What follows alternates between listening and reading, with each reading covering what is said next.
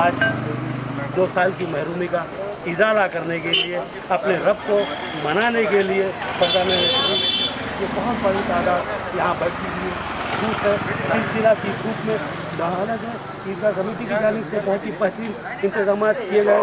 काफ़ी तादाद में जो है सो शामियाने लगाए गए, छाँव का इंतज़ाम किया गया। लेकिन इसके बावजूद जैसा कि मैंने बताया कि तादाद बहुत बढ़ गई थी, फरजाना तो हुई थी, लिहाजा जो सो खुले में भी लोगों को नमाज़ पढ़ना पड़ा, धूप की शिद्दत को बर्दाश्त करना पड़ा।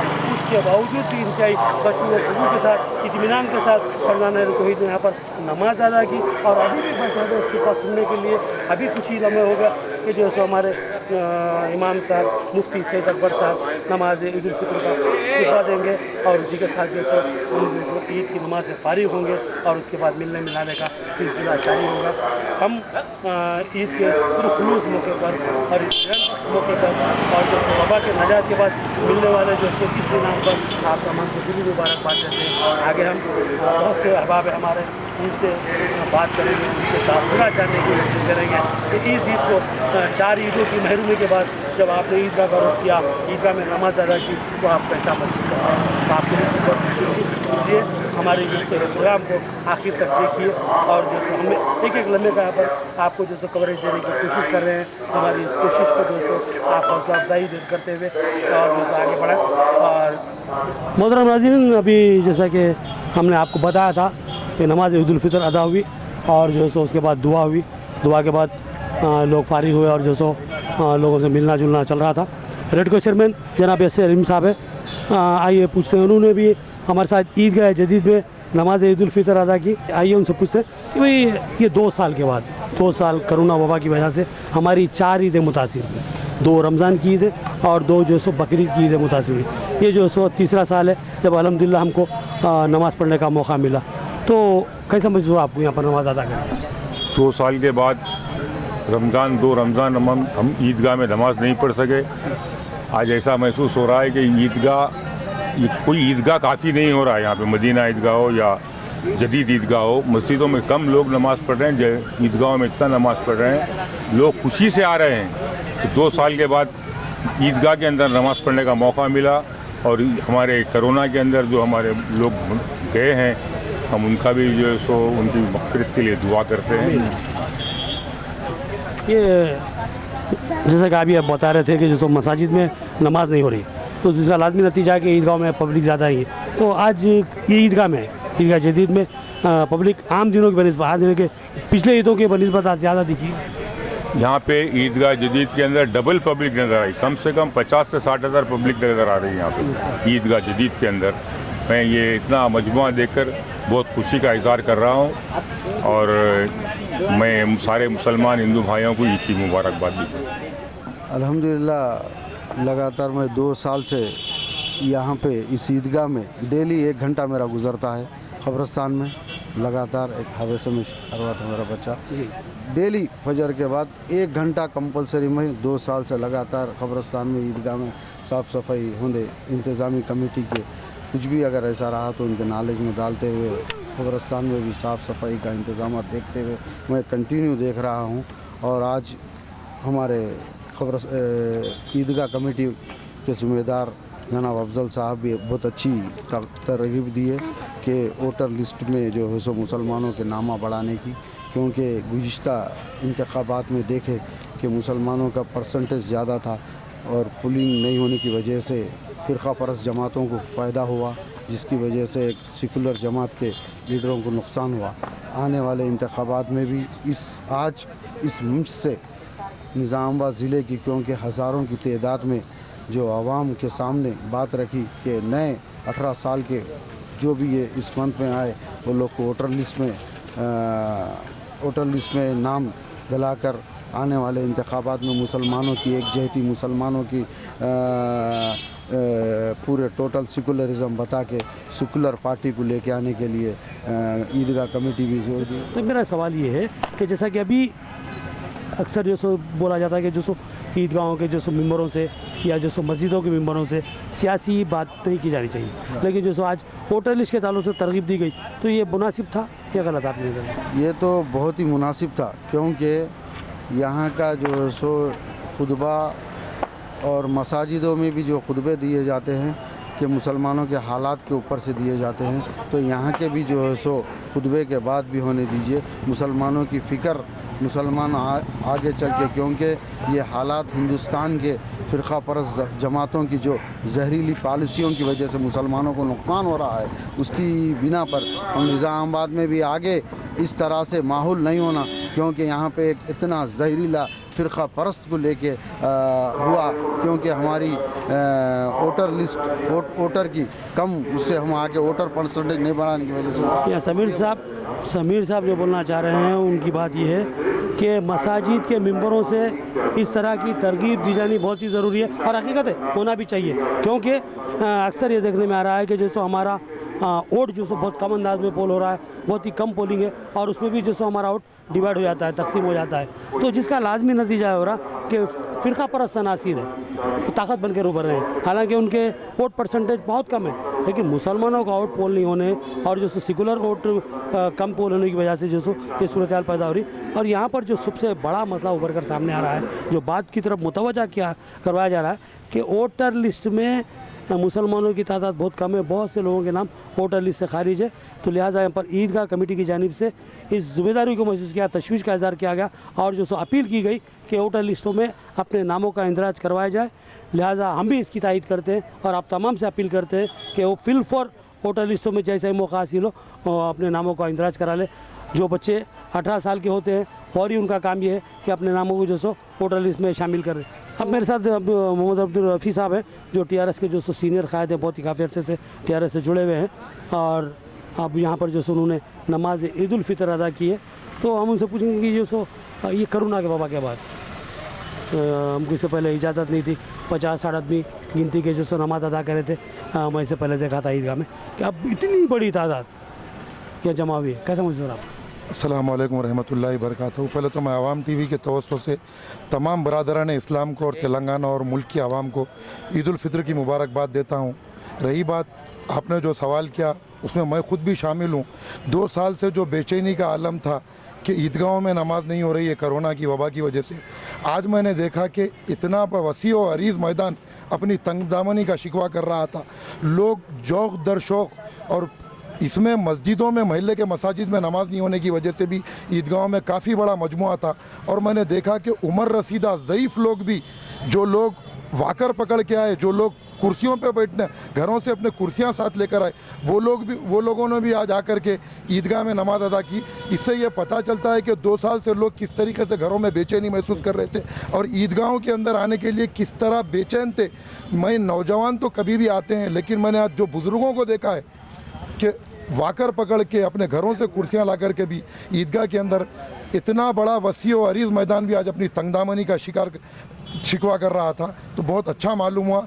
आज कई दिनों के बाद ईद उल फितर का निज़ामाबाद में, क्योंकि ईदगाहें भी अलग अलग है, तादाद ज़्यादा है, तो बहुत कई दिनों के बाद बहुत हसीन मंजर पेश कर रहा था। आवाम का वो अज़्दाम था ईदगाह के। कितनी पब्लिक थी अंदाज़ा आपको क्या क्या था? अंदाज़ा तो लगाना मुश्किल है, लेकिन इतना कह सकते हैं कि 50,000 तक पब्लिक थी आज ईदगाह के अंदर। जी बहुत ही बड़ी तादाद थी, और यहाँ पर जो सो बड़ी तादाद में शामियाने लगाए गए और बहुत ही वसी तर इंतज़ाम किया गया।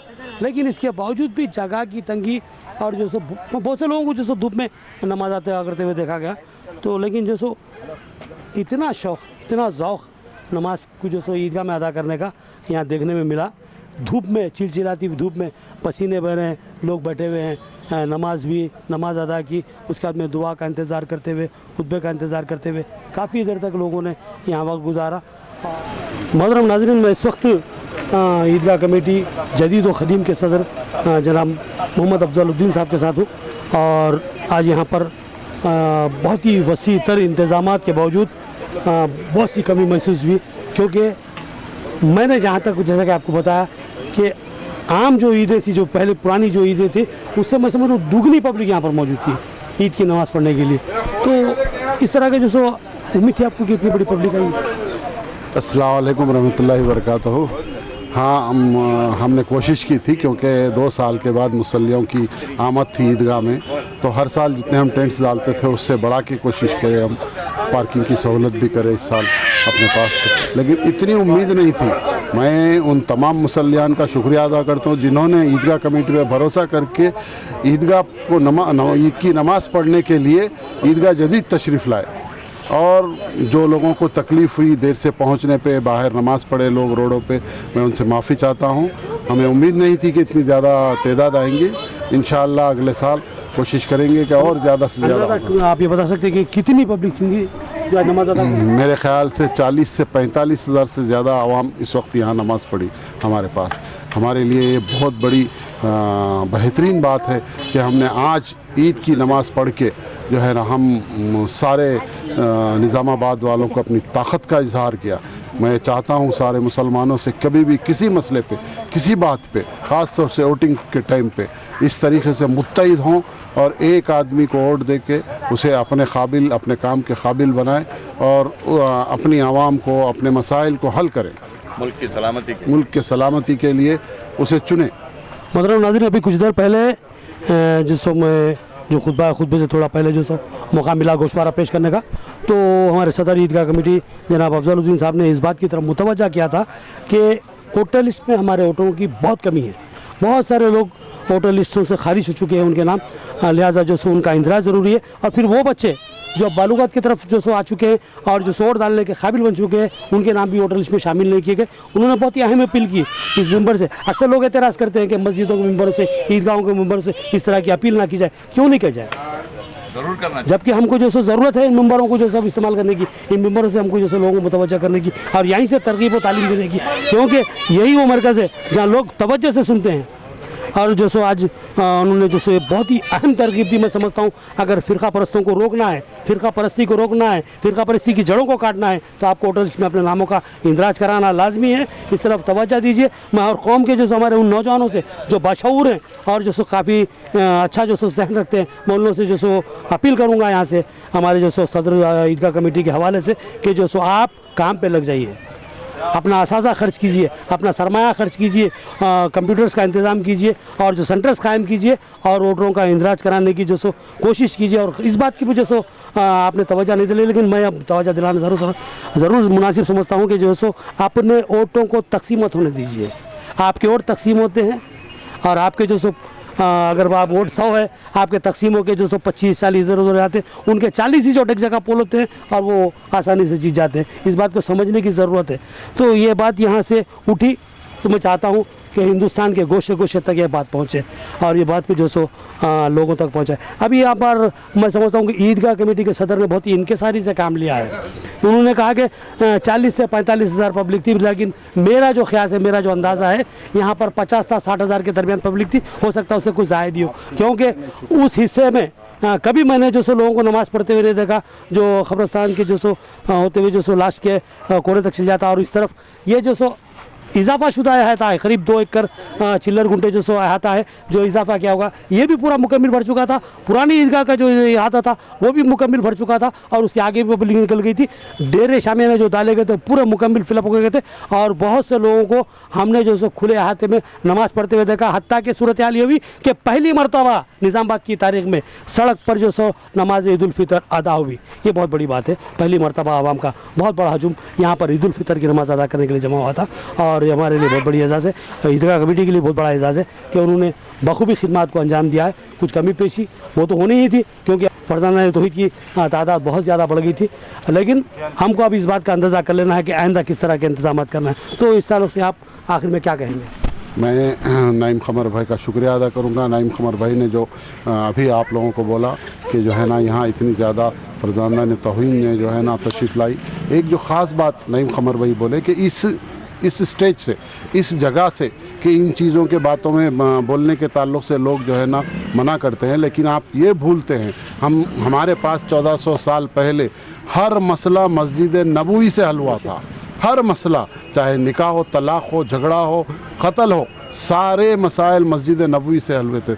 हमें मस्जिद के तरफ रुख करने की ज़रूरत है अपने मसाइल को लेके, अपने मसाइल को हल करने के लिए। जैसा अभी हमारे नाइम क़मर भाई बोले कि कंप्यूटर्स का इंतज़ाम करिए और असासा खर्च करिए वोटर लिस्ट बनाने में। मेरी दरख्वास्त है तमाम मस्जिद कमेटी वालों से कि आप मस्जिदों को वोटर लिस्ट सेंटर में तब्दील कर दीजिए। आप लोगों के पास पैसे हैं 25-50 हज़ार रुपये खर्च करिए, कंप्यूटर लगाइए, 5-10 हज़ार रुपये बच्चों को तनख्वाह दीजिए और वोटर लिस्ट में नाम का इदराज कराने का काम करिए। जिन लोगों के नाम निकल गए उनको कराइए, जो नाम एड्रेस चेंज हो गए उनको सही कराइए। अगले इलेक्शन के अंदर मेरी ये ख्वाहिश है ईदगाह कमेटी की तरफ से, हमारे मुसलमान भाई 85 से 90% पोलिंग करिए। फिर देखिए आपका अपने पसंद का आदमी, फिर किसी की मजाल नहीं होगी कि आपको अज़ां से रोके, किसी की मजाल नहीं होगी कि आपको फ्रूट बेचने से रोके, किसी की मजाल नहीं होगी कि आपकी दुकान पे ये खरीदी मत करने जाओ बोले। या मैं आपको बताना चाह रहा हूँ हमारे ज़िले के कई छोटे छोटे गाँवों में जहाँ 25-20 घर होते हैं, सालों में 2-2 बार 3-3 बार सोशल बाइकाट किया जाता है, उनके ऑटो में नहीं बैठा जाता है, उनकी दुकान से ख़रीदी नहीं की जाती है। तो ये सारी चीज़ें बंद होगी जब आप अपने वोट का सही इस्तेमाल करेंगे, ज़्यादा से ज़्यादा इस्तेमाल करेंगे। बहुत ही अहम नुकता फिर एक बार हमारे अफजल भाई ने उठाया है और हमें मुतवज्जा किया है कि आप मस्जिद को मरकज़ क्यों नहीं बनाते। अल्लाह के रसूल सल्लल्लाहु अलैहि वसल्लम ने मस्जिद नबवी को अपना मरकज़ बनाया था, दारुल हुकूमत था, तो फिर हम अपनी मसाजिद को महल्ले का मरकज़ क्यों नहीं बना सकते। बहुत अच्छी बात है, अगर हम मरकज़ जमा करते हैं, मरकज़ बनाते हैं तो वहाँ पर लोग मुतवज्जा होंगे, मुसल्ली भी बनेंगे। आज बहुत बड़ी तादाद मस्जिदों से दूर है, हो सकता है मरकज़ के लिए जो सो ताल्लुक़ से जो सो जहन बनाते हुए जो सो मस्जिदों से जुड़ जाए और नमाज़ों की पाबंदी करने लगे। बहुत बड़ी बात है, मरकज़ बनना ज़रूरी है और मस्जिदों को अगर मरकज़ बना लें तो बहुत बेहतरीन अमल होगा। लोग वहाँ से जुड़ेंगे, महल्ले के तमाम लोग मुत्तहिद रहेंगे और इत्तेफाक राय से आगे भी काम चलता रहेगा। हत्ता कि हमारे वोट भी मुत्तहिदा राय से जो सो पोल होंगे, बहुत अच्छी बात है। मेरे साथ तो शहर के एक जानी मानी मारूफ शख्सियत है जनाब बशीरुद्दीन साहब, YMM के फाउंडर है। तो हम उनसे जो सो ये तासुरात लेने की कोशिश करेंगे। गुज़िश्ता 2 साल हमने लॉकडाउन में गुजारे, ईद की नमाज़ पढ़ना चाहते थे लेकिन हमको इजाज़त नहीं मिली। बहुत ही मजबूरी के आलम में 50 से 60 अफराद ने ईदगाहों में जो सो नमाज़ अदा की। लेकिन ये 2 सालों के बाद, 4 ईदों के बाद ये पहला मौका है कि हमको जो सो खुलकर नमाज़ अदा करने का और इबादतें करने का मौका मिला है। इस सालों से आप क्या कहेंगे। अस्सलाम वालेकुम वरहमतुल्लाहि वबरकातुहू। Wish you all our Indian brothers, wish you all the best and bright future। हमारा यहाँ जमा होने का मकसद सिर्फ यही है कि हम अपनी मुल्क की सलामती, मुल्क की एकजहती और मुल्क की तरक्की के लिए दुआ करते हैं। हमारे ख़तीब और इस वक्त जो 50-60 हज़ार का मजमुआ था, वो अपने तमाम हिंदू भाइयों के लिए, तमाम सिख भाइयों के लिए, तमाम ईसाई भाइयों के लिए, मुल्क के ख़ास तौर से दलित भाइयों की तरक्की के लिए, अमन के लिए, इस्तेहकाम के लिए, मुल्क के डेवलपमेंट के लिए ये 50,000 से 60,000 का मजमुआ 1 घंटा 1.5 घंटा धूप में रहते हुए परमात्मा से, ईश्वर से, भगवान से, अल्लाह ताला से सिर्फ दुआ किया है। और हर मुसलमान का सिर्फ यही मकसद होता है कि भाई मुल्क की तरक्की हो, मुल्क की तरक्की हो, मुल्क की तरक्की। जैसा कि हमारे सदर साहब ने बताया कि भाई मराकिज़ यानी सेंटर्स, मस्जिदों को अगर 24 घंटे खुला रख दिया जाए और हमारे तमाम हिंदू भाइयों को, सिख भाइयों को, ईसाई भाइयों को मस्जिद में आने की दावत दी जाए। दरअसल में इस्लाम क्या है, एक सिस्टम ऑफ लाइफ है। और हमारे इस वक्त जितने हिंदू भाई हमारे सर्विस में रहे, हम उन तमाम का तहे दिल से शुक्रिया अदा करते हैं। ख़ास तौर से गवर्नमेंट बॉडीज़ और हमारे पॉलिटिशियंस, हमारे साबिक़ा MPs, MLAs और हमारे कारपोरेटर्स, और बहुत सी ख़ास जो ड्यूटी करने वाले हैं वो है हमारी पुलिस ऑफिसर्स, ख़ास जिनकी ज़िम्मेदारी होती है, जो अपनी जान पे खेल के अपनी ताकत, अपनी वक्त, अपनी हैसियत, अपनी आल औलाद को भी कुर्बान करते हुए अपनी ताकत का पिछले 3 साल से मुजाहरा करे। हम ख़ास तौर पर उन पुलिस डिपार्टमेंट का भी बड़ा शुक्रिया अदा करते हैं। अल्लाह हाफ़िज़। मोहन अल्लाह है, बहुत ही मारूफ शख्सियत है, हाँ, मोहताज तारुफ नहीं है। फिर साहब जो सो एसोसिएशन के जो सो बहुत सरगर्म जो सदर रहे हैं, गुज़िश्ता कई सालों से सदर हैं। तो आज ईद उल फितर है, आप हमेशा की तरह जो सो ईद मिलने के लिए ईदगाह है, क्या कहना चाहेंगे आप। देखो मेरा ఈద్గా से నాకున్న అనుబంధం అంటే నేను పుట్టేమని చూస్తున్నాను ఈద్గాను నా ముంగనే పుట్టింది నేను 60 ఏళ్ళైనా 62 ఇయర్స్ లాస్ట్ 2 ఇయర్స్ బ్యాక్ అనేది ఏదో కోవిడ్ వలన ఈ యొక్క సమ్మేళనం కాలేకపోయింది కానీ ఈసారి అయిన సమ్మేళనం అనేది మళ్ళీ గత వైభవాన్ని చూపించింది ఒకేసారికి గత 40 ఏళ్ళ కింద అవుతుండే వైభవం ఉండేనో ఈరోజు అందరూ ముస్లిం సోదరులందరూ వారి యొక్క ప్రార్థనలు అనేది రోడ్డు పైన వచ్చేసి మా ఇంటి దాకా వచ్చేసారు డైరెక్ట్గా అంటే నేను ఫస్ట్ టైం నేను చూస్తున్నాను నేను తిరిగి పునరావృతం అవుతుంది మళ్ళీ అందరు కలిసి ఉండాలా ఇది ఒక ఆలోచన విధానంలో వాళ్ళు కోరుకునేది ఒకటే మనం కోరుకున్న ఒకటే ఏదన్నా కానీ ఆ భగవంతుడు ఏంటంటే అందరం బాగుండాలి అందరం అందులో మనం ఉండాలి ఇదే మన కోరిక, మాది ఒక కోరిక.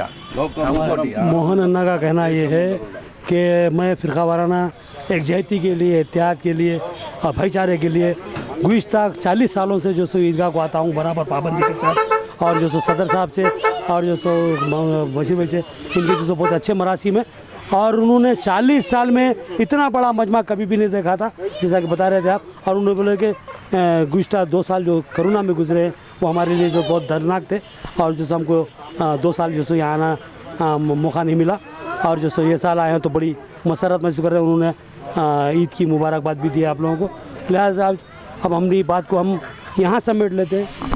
मैं ख़ास तौर से जो है सो अपना टीवी के बारे में और हमारे नईम कमर साहब की खिदमत के बारे में भी खराज पेश करता हूँ, और बड़ी ही जद्दोजहद के साथ हमारे शहर की तमाम कवरेज में, और इनके पास जो एक बेबी है अनाउंसर, इसकी रोज़ाना रात में मैं जैसे न्यूज़ सुनता हूँ, वो भी काबिल तारीफ़ है।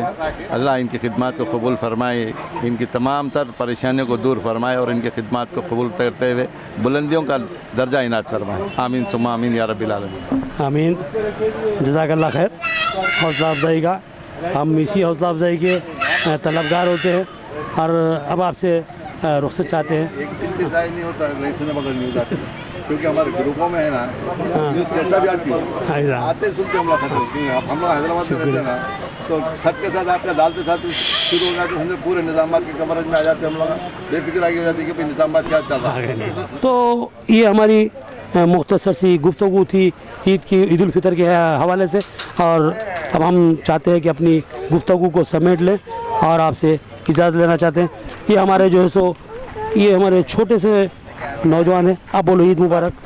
ईद मुबारक, सब लोगों को ईद मुबारक। सबको मुबारक, बोलो ईद मुबारक। ईद मुबारक।